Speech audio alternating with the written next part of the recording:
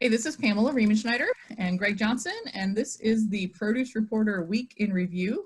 And I've got my purple up this week in honor of Frieda Caplan, who passed away this weekend at 96 years young. I think a lot of us in the produce industry, I expected her to be around for a lot longer. I was getting emails from her up until recently. Of course, she's an icon. She's garnered awards from the associations and publications.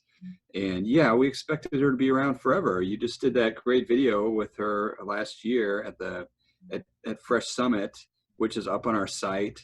And she sounds as sharp as ever. And a lot of us have interacted with her recently, either in person or all the emails she sends. She's a wonderful person. She'll be missed. But at the same time, she has a great legacy. She was a very positive person. Her company is still a leader. Her daughters are running it. Her granddaughter, one of them, is very active. The other one, I believe, is also active But Frieda's will be around forever. Unfortunately, since I went to Kansas and our biggest rival is Kansas State, we even had a fight with them this week. I do not own anything purple, so I respect Frieda's very much, but I will not be able to honor the purple. Well, for those of us in the industry who, like myself, put ourselves out there as an advocate and as an outspoken and enthusiastic spokesperson for fresh produce, she's really been an influence as someone who's really gone forward and put herself out there to get more people to try new things and to just plain eat more produce. So, I mean, we'll all carry on her legacy, of course, in all that we do to promote fresh fruits and vegetables. So I think the industry as a whole has reacted with a thank you and remembering and honoring her legacy, and we will continue to do so. Well, on to the rest of the news this week. We have several kind of bad news retail stories. I know one of them in particular, because we know a lot of people involved in the company, hit those of us in the industry a little harder with Lucky's not completely shutting down, but definitely taking a big step back. Yeah, for me, it was, I know quite a few and have been friends with a lot of folks from Lucky's as they've had this rapid expansion backed by Kroger. I mean, back in 2016, they only had 17 or so stores. And as soon as Kroger got in, they ballooned up to 39, and it was kind of a breakneck speed. They just opened a distribution center.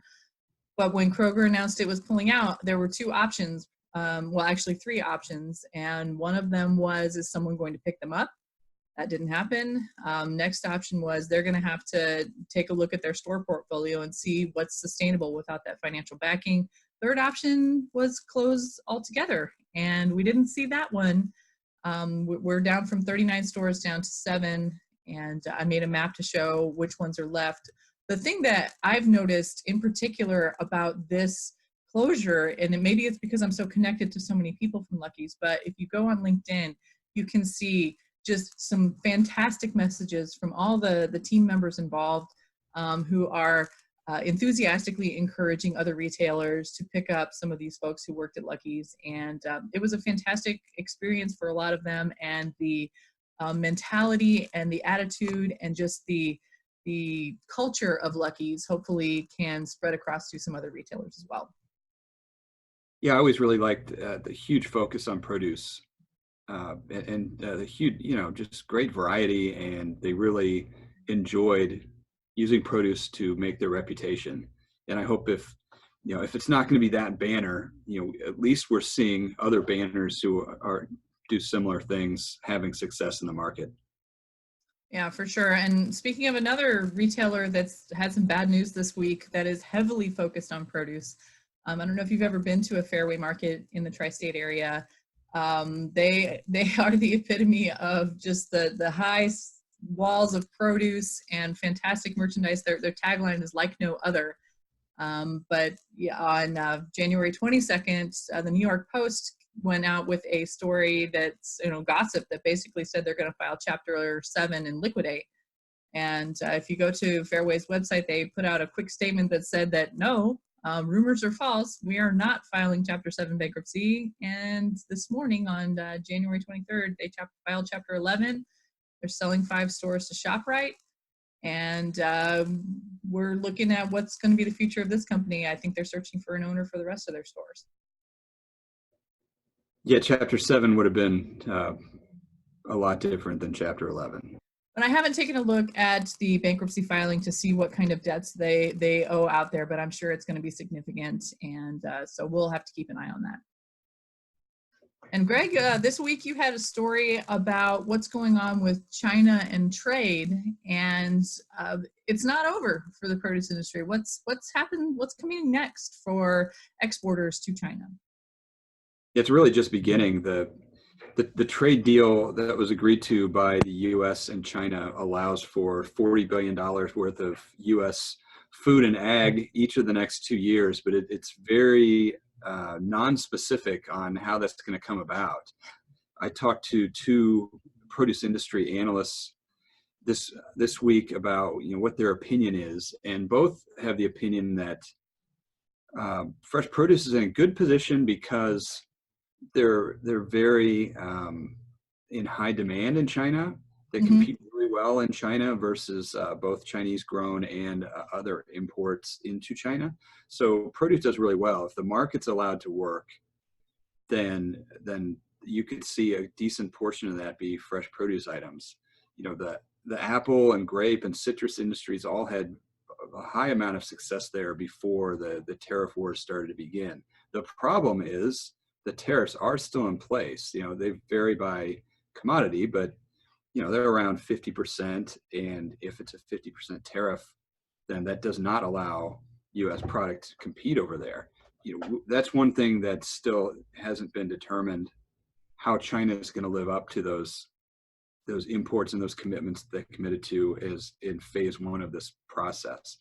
It's called phase 1 because presumably there will be more phases, but as we all know, the election in November will be a huge determiner of where this goes next.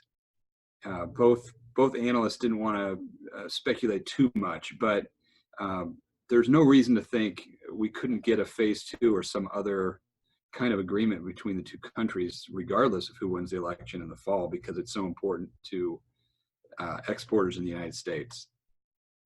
And like you said, the demand is there. When you said that, it reminded me of the first Costco that opened in China recently. And a couple of the berry growers actually had deals to take their berries into Costco, and there's people elbowing each other out of the way to try to get some of this. One of the largest retailers out there in the US, or at least one of the most well-recognized retailers. So the demand is there. And I'm sure that with the U.S. exporters, as long as there's money to be made, they'll be looking at China for sure. Yeah, and hopefully it doesn't take too long to get this figured out, because the way business works is exporters have relationships with buyers over there, and when the buyers can't work with them because of tariffs, they work with other people, and so the longer it goes, the longer you lose those relationships. So hopefully it happens pretty quickly.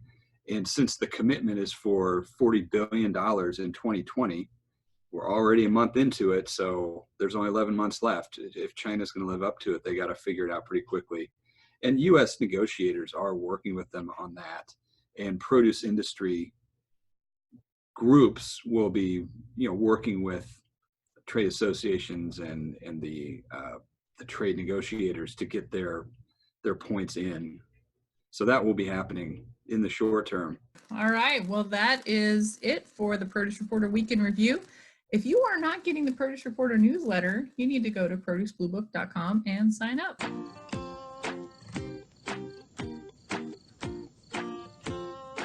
Oh gosh, man, I'm off today. The purple. It's the purple, right? The purple's throwing me off. Although, I look good in front of purple.